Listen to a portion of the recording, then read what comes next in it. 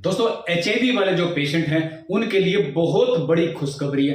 मैं तो ये बताऊंगा खुशखबरी के ऊपर खुशखबरी है। कारण पीछे जो मैंने वीडियो बनाई थी उसमें मैंने बताया था कि एक रिसर्च जो करते हैं जितने भी साइंटिस्ट हैं दुनिया में, उनकी एक मीटिंग चली हुई है, अभी भी चली हुई है 6 से 10 अक्टूबर 2024, यानी कि 4 दिन तक उसकी मीटिंग चलेगी। उसका मतलब क्या है मीटिंग का कि पूरी दुनिया के साइंटिस्ट एक मंच पे इकट्ठा होके जिसको रिसर्च करने में जो जो प्रॉब्लम है एक दूसरे के साथ वो चीज को शेयर करेंगे और एक दूसरे की प्रॉब्लम का सॉल्यूशन देंगे, यानी कि कोशिश करेंगे, और वो भी सबूत के साथ। ऐसा नहीं कि हवा में तीर मारने, सबूत के साथ उन्होंने इस चीज को प्रोड्यूस करना है। जहां भी ये मीटिंग होगी, यानी कि मीटिंग होने लग रही है, ये लीमा के पेरू लीमा एक देश है, तो वहां पे ये मीटिंग होने लग रही है अभी भी।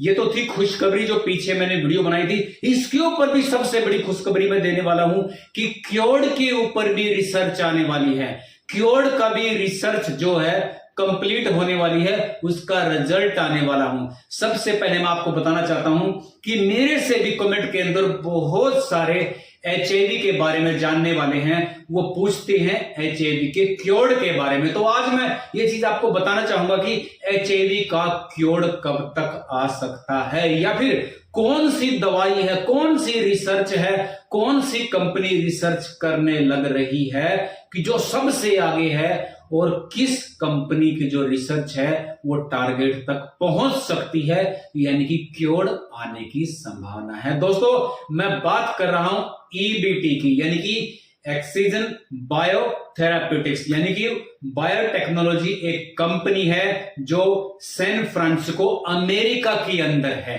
ठीक है, ये कंपनी रिसर्च करने लग रही है। पूरा नाम EBT 101। अब मैं शुरू से इसकी हिस्ट्री बताऊंगा कि कैसे इसका नाम EBT 101 पड़ा। सबसे पहले देखो, जो ये EBT 101 यानी कि एक्सीजन बायोथेराप्यूटिक्स जो कंपनी है 101, इसका कोड है, रिसर्च कोड है। ठीक है, तो इसका नाम क्यों पड़ा और ये टेक्नोलॉजी किस चीज के ऊपर बेस्ड है? देखो, ये टेक्नोलॉजी बेस्ड है जीन के ऊपर, जीन एडिटिंग, जिसको हम बोलते हैं क्रिस्पर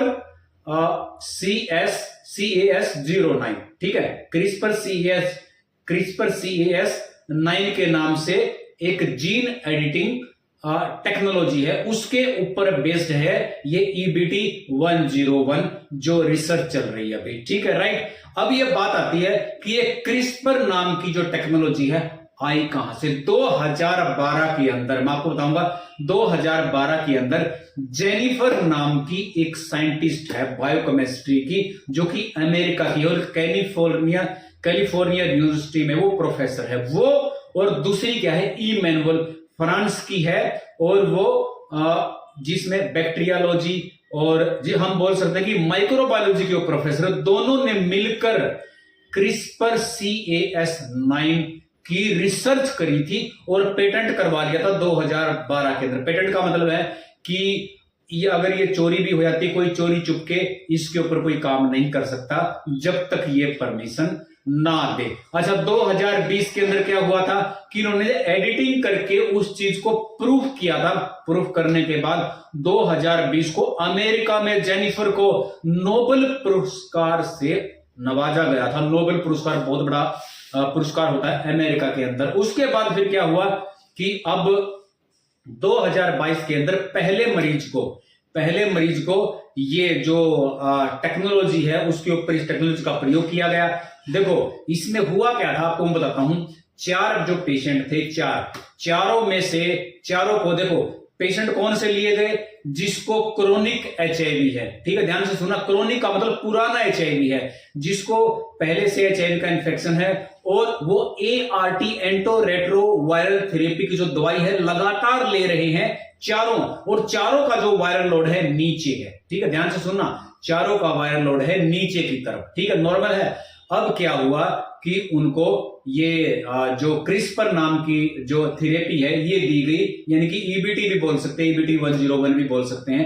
एक्चुअली है क्या, टेक्नोलॉजी क्रिस्पर CAS9 है, और इसको EBT 101 कंपनी ने इसको रिसर्च करने के लिए, डेवलप करने के लिए इसको कॉन्ट्रैक्ट मान लो कि साइन कर दिया कंपनी ने कि आपने टेक्नोलॉजी बना दी है और मैं इसको आगे बढ़ाऊंगा, मैं वैक्सीन बनाऊंगा, यानी कि इसके ऊपर मैं रिसर्च करूंगा। ठीक है, रिसर्च किसने करी थी? रिसर्च करी थी जेनिफर ने और इमैनुअल ने। उसने इसका पेटेंट किसको दे दिया? EBT 101 कंपनी को। अब वो देखो, अब जिसने इसका रिसर्च किया है इमैनुअल और जेनिफर, वो उनकी कोई कंपनी तो है नहीं बहुत बड़ी। ठीक है, इस करके वो इस चीज को कोई दवाइयां बना नहीं सकते। आगे की रिसर्च के लिए जो स्पेशलाइज होते हैं, जो पहले से वैक्सीन या फिर क्योर्ड जो कंपनियां तैयार करती है, जहां पर रिसर्च होती है, उसी को उसके बारे में बताया जाता है। ठीक है, तो मार्केट में आ गई EBT 101। ठीक है, राइट। तो अब हुआ क्या, देखो मैं आपको बताना चाहता हूं कि जो क्रिस्पर Cas9 है, तो इसके द्वारा जब हमारे शरीर के अंदर कोई HIV का वायरस होता है, एडिट करके उसको ठीक किया था। एक्चुअली ये है क्या? एडिटिंग, मतलब जीन को एडिट करने वाली, यानी कि DNA के अंदर जो जीन होता है उसको एडिट करके, यानी उस वायरस को बाहर निकाल देना, और जो हमारा सेल है, जिस सेल के अंदर HIV का वायरस था, उसको रिपेयर कर देना। अगर ऐसा हो सकता है तो ये चमत्कार हो जाएगा। लेकिन जैसे मैंने बताया कि 4 पेशेंटों को ये दिया गया था, दोबारा बताता हूं, 2022 के अंदर 4 मरीजों को दिया गया था। उनमें से 3 मरीजों का तो जो है वायरल लोड कम नहीं हुआ। ठीक है जी, वो बढ़ता चला गया। ठीक है, मेंटेन नहीं रहा। ठीक है, ये तो है जी नेगेटिव खबर, नेगेटिव। ठीक है, अब पॉजिटिव खबर क्या है, अच्छी खबर क्या है? उनमें से एक मरीज, एक पेशेंट का 16 हफ्ते तक, यानी कि 4 दूनी 8, 4 3 12, 4 चौके 16, यानी कि 4 महीने तक उसका वायरल लोड स्टेबल रहा। इसके बाद आपको बताना चाहूंगा कि अक्टूबर 2023 में यूरोपियन एक सोसाइटी है जो कि सेल वगैरह जो जीन है वो एडिटिंग, या कंपनी लगाओ, सोसाइटी लगाओ, तो ये एक जीन एडिटिंग कंपनी है या फिर सोसाइटी है। इसने जो एक नोट रिलीज किया था कि उसमें बताया गया था कि ये जो टेक्नोलॉजी है ये कारगर हो सकती है। जैसा मैंने आपको बताया, FDA ने इसको इनिशियली तौर पे इसको मंजूरी दे दी है।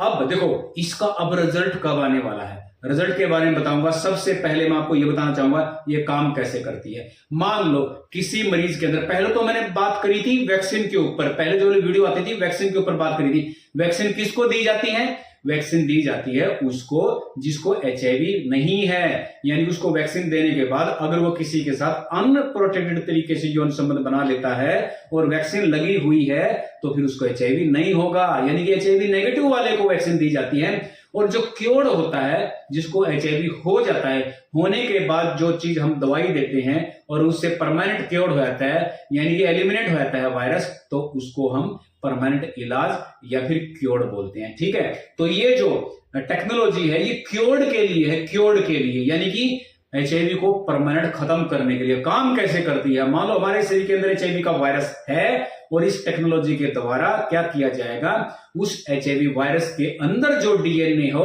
उसको एडिट कर दिया जाएगा, यानी कि उसके अंदर ये मानो कि जैसे कट मार देंगे, कट मारने से क्या होगा, HIV का कॉन्टेक्ट इससे जो सेल होता है उससे टूट जाएगा और फिर एक नेचुरल प्रोसेस के द्वारा उस सेल को रिपेयर कर दिया जाएगा, एक हेल्दी सेल बना दिया जाएगा। अगर ऐसा हो जाता है कि हर सेल से HIV को कट करके एलिमिनेट किया जा सके और हर सेल को रिपेयर करके एक ताजा यानी कि स्वस्थ किया जा सके, तो ये एक चमत्कार हो सकता है। इस कंपनी ने और भी काफी सारे रिसर्च चलाए, जैसे 101 का रिसर्च चलाया ना EBT, तो EBT 104 भी है हर्पस सिंप्लेक्स वायरस HSV के लिए, और EBT 107 भी है हेपेटाइटिस B वायरस के लिए, यानी कि इसका कोड है 101। कंपनी है EBT 101, इसका HIV के ऊपर क्या है, एक कोड लगाया हुआ है कि इस कोड पे HIV की रिसर्च चली हुई है। दोस्तों अगर ये चीज, ये टेक्नोलॉजी अपनी जगह पे कामयाब हो जाती है तो चमत्कार हो सकता है। इसका रिजल्ट मार्च 2025 के अंदर अभी आने वाला है रिजल्ट। अच्छा, रिजल्ट जो मर्जी आए, अभी तक देखो, अभी तक फिलहाल किसी भी कंपनी ने या कि FDA ने या फिर जो EBT कंपनी ने ऐसा कोई भी दावा नहीं किया है, ऐसी कोई भी बात नहीं बताई कि रिजल्ट आने के बावजूद भी इसको आगे जारी रखा जाएगा या फिर बंद किया जाएगा। अभी तक भी इसकी रिसर्च चली हुई है।